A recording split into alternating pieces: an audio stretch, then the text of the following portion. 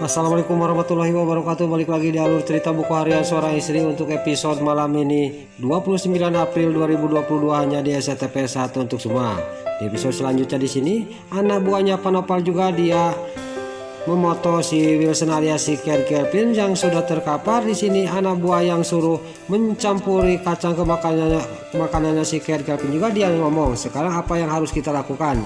Pokoknya kita jangan menyentuh badannya si Kevin. Kata Panopal harus kayak gitu. Nanti kita akan telepon dulu Panopal. Lalu sini juga anak buahnya Panopal juga mengasih tahu kepada Panopal.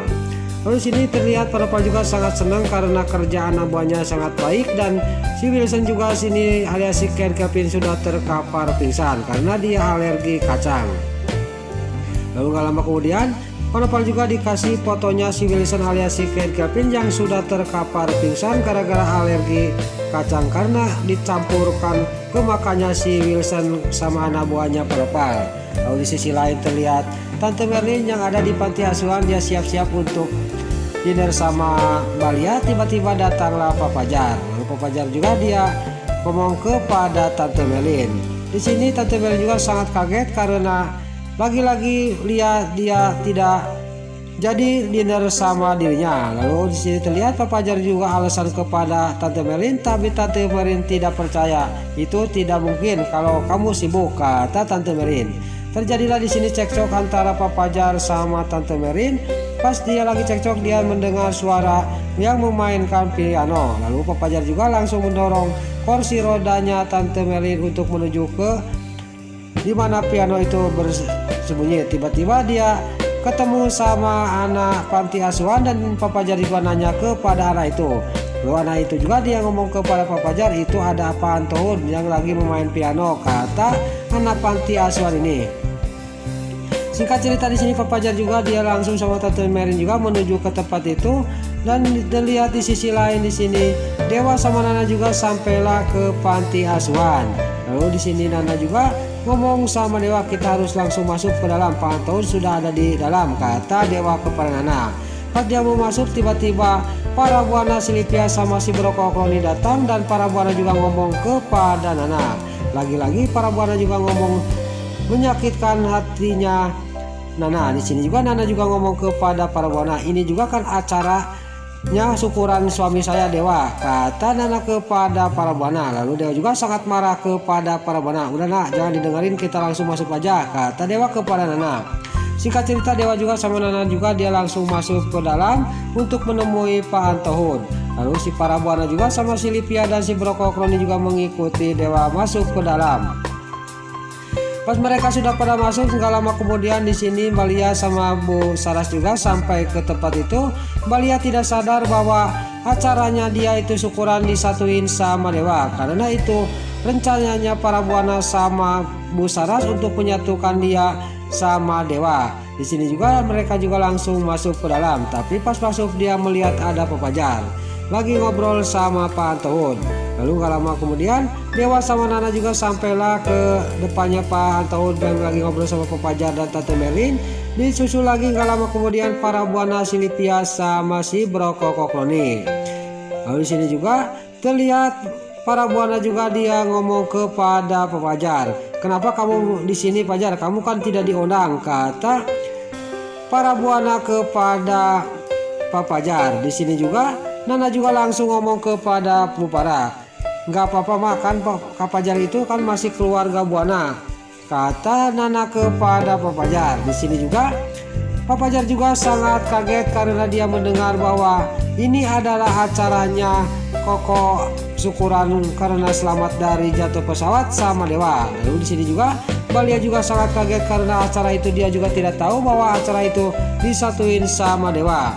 Di sini juga Tante Raras juga di sini ngomong kepada Fajar, sekarang mendingan kamu pergi aja dari sini karena kamu itu tidak diundang, kata Bu Saras kepada Pak Fajar. Di sini juga Pak Fajar juga dia tidak banyak basa-basi, dia sangat marah kepada Balia yang tidak mengasih tahu dan omongannya Bu Saras. Dia juga langsung pergi dari tempat itu.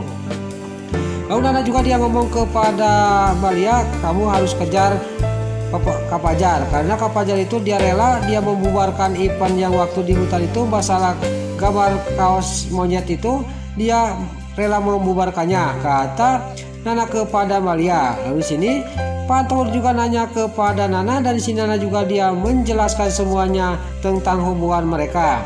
Lalu Nana juga dia ngomong kepada Pak Antohur karena hubungan mereka itu tidak disetujui sama orang tuanya. Pas Nana ngomong kayak gitu, di sini para buana juga sangat kaget, dan Bu Saras juga di sini sangat kaget. Dia tidak bisa berkutik, dia tidak bisa menjawab omongannya Nana. Lalu sini Malia sudah mendengar kayak gitu, dia juga langsung pergi menyusul Pak Fajar karena Pak Fajar dia pergi dari tempat itu. Lalu di sini terlihat Pak Fajar pas mau sampai ke mobil, di sini dia hadang oleh Malia. Malia juga dia ngomong kepada Pak Fajar, saya mau bicara sama kamu Mas, kamu jangan pergi, kata Malia. Lalu sini juga terjadilah cekcok antara Fajar sama Malia. Kemudian Fajar juga di sini dia langsung meninggalkan Malia, langsung masuk ke dalam mobil. Pas Malia dia mengejar Pak Fajar yang mau masuk ke mobil, di sini datanglah Bu Saras, orang tua yang jahat. Di sini juga dia juga ngomong kepada Malia, pokoknya kamu harus masuk. Sekarang di sana sudah ditunggu sama Pak Antohur, kata Bu Saras. Lalu Malia juga masuk lagi ke panti asuhan. Lalu pas masuk ke panti asuhan, dia juga lagi duduk, dia sangat marah kepada ibunya. Tiba-tiba datanglah Pak Antohur. Pak Antohur juga sudah ngomong kepada Malia, sudah tahu semuanya masalah hubungan dia sama Pak Fajar. Dia juga menasihati Malia. Lalu dia juga sudah mengasihkan prestis rekamannya dia kepada Malia. Dia juga langsung pamitan kepada Malia, dia juga pergi. Lalu di sisi lain di sini si Nurul Tunjung, si Priska yang lagi di taksi, dia juga sangat kesal kepada si Wilson karena tidak bisa dikasih tahu. Tiba-tiba dia juga teringat kepada si Wilson, dia takut kenapa-napa. Dia juga menelepon si Wilson alias si Kevin, tapi tidak aktif dan tidak diangkat. Lalu dia juga suruh supir taksi putar arah lagi menuju ke tempat di mana si Wilson yang lagi meeting. Singkat cerita, sampailah ke tempat si Wilson yang lagi meeting. Di sini si Nurul Tunjung, si Priska juga sangat kaget karena mobilnya si Wilson alias si Kevin masih ada. Lalu di sini juga dia juga langsung menghampiri mobil si Wilson itu. Pas dihampiri mobil itu tidak ada siapa-siapa. Lalu si Nurul Tunjung, si Priska juga langsung mengambil HP dan dia juga menelepon HP-nya si Wilson alias si Kevin. Tiba-tiba HP itu bunyi di dekat mobil dia. Dia melihat si Wilson sudah terkapar pingsan dan mukanya merah-merah. Di sini si Nurul Tunjung, si Priska juga sangat kaget. Lalu si Nurul Tunjung, si Priska juga dia langsung memegang lehernya si Wilson, dan di sini detak jantungnya si Wilson juga masih ada. Dia juga buru-buru membawa si Wilson ke rumah sakit. Nah, itulah alur cerita buku harian seorang istri untuk episode malam ini 29 April 2022 hanya di SCTP 1 untuk semua. Sebelum Mimin pamit, yuk kita doakan para pemain dan kru WHSI semoga diberi kesehatan, dan jangan lupa kita doakan sinetron buku harian seorang istri supaya bisa bertengger di rating nomor 1. Amin. Dan juga sebelum Mimin pamit, bagi dulur-dulur, mama, tante-tante, bunda-bunda dimanapun Anda berada yang baru bergabung dengan channel ini, jangan lupa tekan tombol like, komennya, dan subscribe-nya. Dan jangan lupa nyalakan lonceng notifikasinya juga ya guys. Dan juga sebelum Mimin pamit, Mimin mohon maaf kalau ada salah-salah kata dan kata-kata balelo lobati soedat karena Mimin terus mudah. Mimin mohon maaf.